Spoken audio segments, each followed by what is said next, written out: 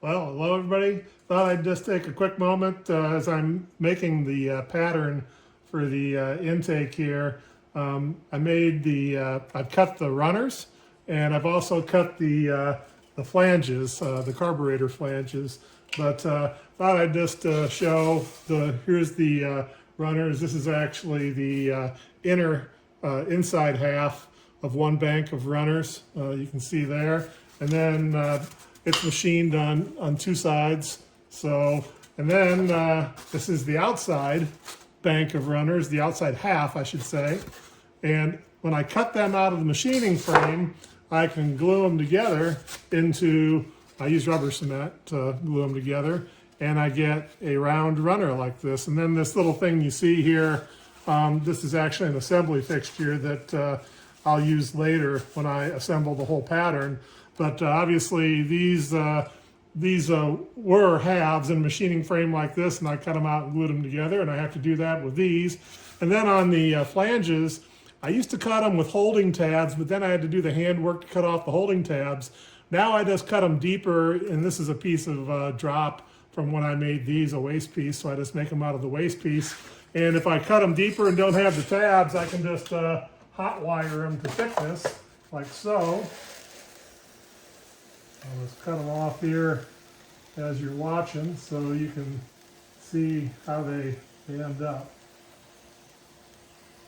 I like hot wire. Thin kerf, no noise, no mess, maybe just a little bit of odor, hardly any. It's a great tool to have for foam.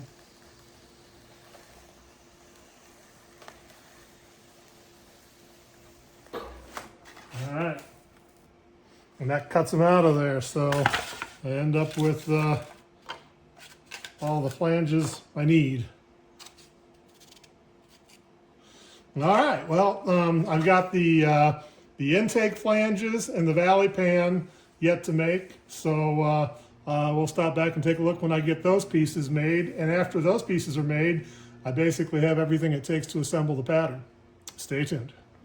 All right, well, I happen to have 3 Boss 429 inline carb projects going at the same time. They're all a little bit different than one another. 2 of them are individual runner intakes, and one of them is a common plenum intake here. But I thought I'd just take a quick moment, because when you start building these variations, I've got kind of a modular approach to building up the intake. And this one here, you can see the major pieces of it, but the valley pan, I've got 2 different versions of that. I'll show you the second one here in a minute. And the intake flanges are the same on all of them, of course, because that's the part that interfaces with the cylinder head. And then they may or may not have an integral water neck. But here's an IR system without the water neck, because this particular fella already had a remote thermostat set up on his engine. But it's got a valley pan that's got an integral vacuum plenum in the bottom of it. And then these little bosses here that you can see, maybe if I show you right, are where they get drilled to communicate with the vacuum plenum. So I can use a vacuum plenum like that for a valley pan, or in the case of this open plenum single plane intake, just a plain Jane flat valley pan like this, if you will. So these are the basic building blocks of all of them, and this is the way I approach every engine platform, whether it's Boss 9 or any of the other Ford engine platforms that I build. So I can build up these variations to the customer's desires on that. And they all get cut, as separate pieces. These I've already glued together. They were done in 2 halves, and I glued them together. Or the same type of thing could be used for individual runner intake. This is an assembly jig that I use, and on this side, it's got the pattern for the carb flanges, and you can see I just stick them in there. So this is how my assembly jig here, and how I glue them together and weight them to glue them together. And this would be another example, again, with the vacuum plenum. So water neck, valley pan, and two intake flanges. So, yep. So I'll go ahead and assemble them, do a little detailing on them, and we'll take a look at the three different intake manifolds after I get to that point. Stay tuned. All right, well, I got them all assembled permanently here, and we can take a quick look at them. First, the open plenum single plane. I did make a couple of plenum to carb adapters. All my open plenum single plane intakes, regardless of engine platform, use the same plenum to carburetor adapters. The perimeter, the opening of the plenum, is the same on all of them, but the plenum volume changes from intake to intake. But this one's got an angled carb pad, so in passenger cars, the carb can sit level like most 4-barrel carbs, and this one is a flat carb pad. And then I've just got this support piece stuck in the top there for handling, because it makes it nice and stiff. So when I'm handling and sanding it and whatnot, it just makes it more rigid and easy to handle. When I sprue it up and gate it to cast it, I'll probably put a couple little braces in there that will be removed from the casting, just to give it that same structural integrity. But you see, same pieces I talked about in the previous video, just assembled here. And so the previous video, I hadn't assembled this one, which was exactly the same as the one in the rear there, which is the individual runner intake. But this one happens to have an integral water neck in it, whereas the other one didn't. Otherwise, it's identical to the other one. It just has the water neck. So anyway, that's kind of my approach that I take to making these intake manifolds.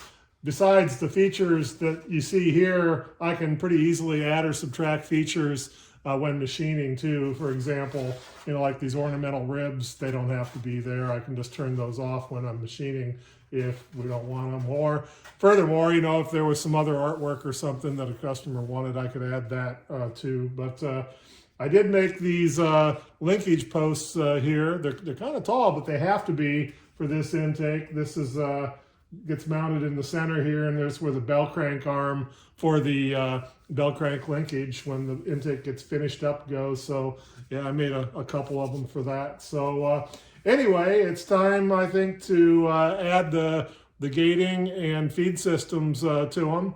And I hadn't mentioned it before, but if some of you are wondering why the mix and match of colors, it's just because whatever stock that I had available that was convenient. All the thick stock, that's 4 inches thick, that I have is green, extruded polystyrene. And then I have 1 inch, 1.5 inch, and 2 inch thick in the pink Owens Corning stuff. It's the same extruded like 1.3 pound per cubic foot density extruded polystyrene. It's just different color is all. So, but anyway, I'll go ahead and get these gated up, and we'll take a quick look at them after I do so. Stay tuned.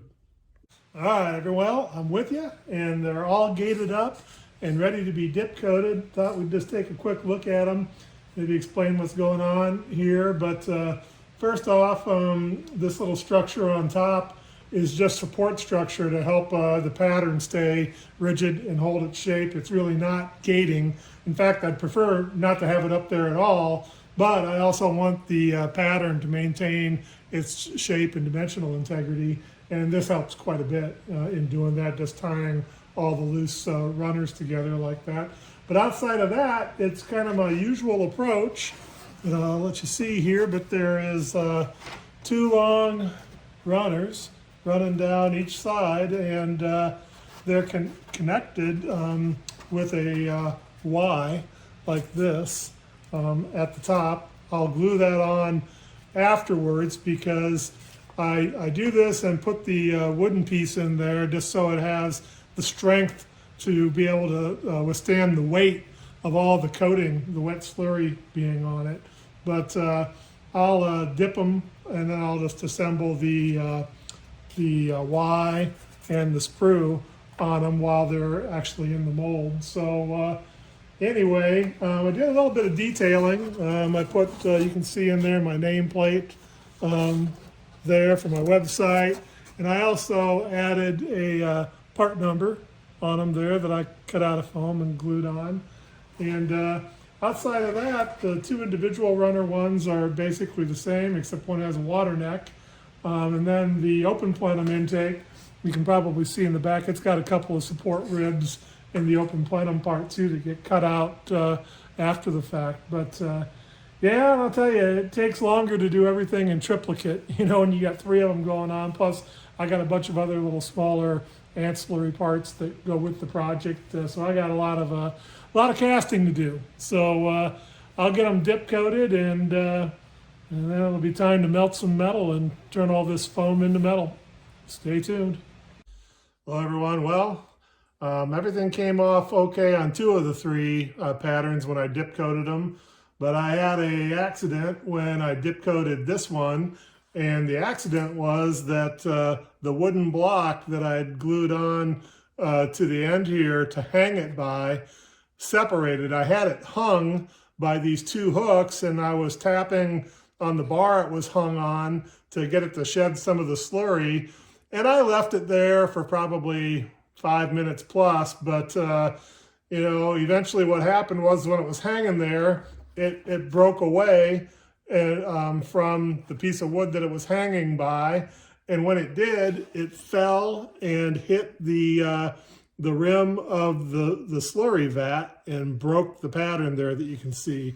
So fortunately, you know, the pieces that were broken out are pretty much intact. I think I can put Humpty Dumpty back together, glue those pieces back in place, and doctor it up with a little bit of wax and detail it, you know, with a little bit of sanding, and then recoat it. And I don't think that you'll even be able to tell on the casting, but we'll see on that. I'll tell you, despite my best efforts to make sure that doesn't happen, I don't think I got enough glue on the joint on this one. The other two, I didn't wait very long, and I've got some puddling in parts of the valley that I'll clean up on them, which is no big deal. It's a lot better than having the pattern fall and break on that. But anyway, I'll go ahead and I'll doctor up and see if I can repair that area, and we'll take a look at it after I get the repair done. Stay tuned. Well, all right, that didn't take long at all, and I think it was a pretty quick and effective fix, if you can see there, but I glued the pieces back in, and then I kind of paddled some wax on there and sculpted some wax to smooth it out and make sure the cracks were fully filled and sealed. It may not show quite as well because of the translucence of the wax, but I did the same thing right there. And the true test of it is feeling it with your finger. So when the wax gets cool, I can still kind of move it a little bit if I put my finger on it and warm it up to my body temperature and just kind of smooth it with my finger. But I think it's going to be fine. I think that the casting won't even know that the mishap happened. So that only took about 5 or 10 minutes. So that is a lot more effective fix than remaking the pattern, but we'll see what I get when I cast it. So anyway, not everything goes right all the time, but it's the old adage is that the sign of a real craftsman is his ability to cover his own screw up. So hopefully this will be adequate, and it'll look, well, hopefully it'll look like you can't even tell it happened. So we'll have a look at it when I get it cast. Stay tuned. All right, well, I managed to get them all cast up, got a few weather windows. It's been kind of warm and rainy here, so not casting weather, but I got enough weather windows. I managed to get all three of them cast, and we'll take a closer look at them after I get them machined. I just cut the sprue and the main feed gating off of them. I still have, or not the main feed gating, but some of the feed gating off. I still have the main feed gating attached to the bottom there, as you can see, of each one. But they need to be heat treated, and I'll go ahead and I'll just put them in my furnace right there and heat treat them to T5, which is 450 degrees Fahrenheit for about 8 or 9 hours, and no particular regimen for the cool down. So everybody always asks me how I heat treat. It's that simple. So I'll get them heat treated and get them machined, and we'll take a closer look at them after I get them machined. But as far as the castings go, the castings look good. And then here was the damaged area on that pattern. That came out nice. Like I said, you can't even tell on the casting. So stay tuned. Let me get them in the oven, get them out, and get some metal whittled off of them. We'll take a look at the finished product. Stay tuned. All right, everybody. Well, back with you, and I've got all three of the Boss 429 intake manifolds machined up. And man, doing everything times 3 is a lot of work. So, but I whittled all the metal off of them, and they're, at least this one's ready to be built into a system. I still have a little bit more machining to do on the individual runner intakes, but this open plenum intake, as you can see laying here by the side, I made a couple more of the plenum to carb adapters. One of them is a flat pad like this one, and the other one is a angled pad in passenger cars, so the carburetors sit level like a lot of 4-barrel manifolds do. But you can see here that it just bolts on like this with a gasket to seal the plenum. And it's got a built-in thermostat provision there where my thumb is, and a couple of sensor ports there in the front, and one here in the top of the water neck. It does accept the standard distributor. You can see it's a air gap intake, if you will. It's a single plane down there, so it's got a valley pan cast in. And yeah, this is the second one of these Boss 429 single plane manifolds that I've made. And then these two here in the background are the first of the individual runner inline carb Boss 429 manifolds that I've made. I'll tell you what, here, let me pause, and I'll switch positions with these two so we can take a look at the individual runner intake. Well, all right, you can see that the individual runner intake here, same features as the open plenum intake. In fact, I use the same patterns, same intake flanges. I just use different runners, carb flanges, and valley pan on this one, but it's kind of a modular approach to building the patterns for them. The one thing I do on my individual runner intakes is, and this adds quite a bit more work to it, but you can see here on the bottom, all this detail on the bottom, and this here is yet to be machined. I've got to machine this little shelf, and because of its shape, I need to do that on my CNC machine. I can't do it very effectively on my old manual 3-axis knee mill. But I need to do that and then make a pan that seals it, and the seals will all be O-ring seals on that. So a couple other things is, as you can see right here at the end of my index finger, there's a port that with a hole and a set screw in it that you can tune the vacuum signal from each of the individual runners in this. And it also provides a little bit of tunability. It can make them a little bit more docile in the off idle and idle behavior of the individual runner, because they got such a strong booster signal. But I got this yet to do on each of these two intakes. And outside of that, I added a little ornamental ribbing in here. And you can see here, I actually have provisions for a belt crank pedestal, which I happen to have cast one of right here, and it goes right in the center like that, and I mount a bell crank on it for counter rotating linkage on that. So and you can see here I did put a little vacuum port back here in the rear right there. You see on that, that's just 3/8 MPT.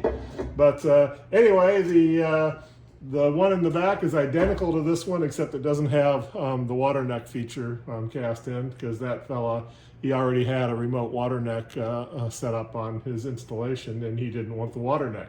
So anyway, this one is available. Those two are sold. At least it's available at the time of my making this video. I need to build them both, or all three of them, into their completed systems. When I do that, I have another YouTube channel for all my inline carb induction systems. I'll put a link to that in the description of this video. it'll probably take me a month or so to get them built up. And when I do, I'll post videos for these 3 out there, and I'll also put them on my website as well. And if it doesn't sell before I do that, this one will be for sale on my website. So outside of that, I guess that's a wrap for this one. 3 Boss 429 intake manifolds. And I'm kind of glad they're done. I think I prefer making intake manifolds one at a time, because making 3 or 4 of them at a time kind of feels like work to me, whereas one of them is kind of fun. So anyway, thanks for watching, and stay tuned for the next go around, and we'll talk at you then. Take care.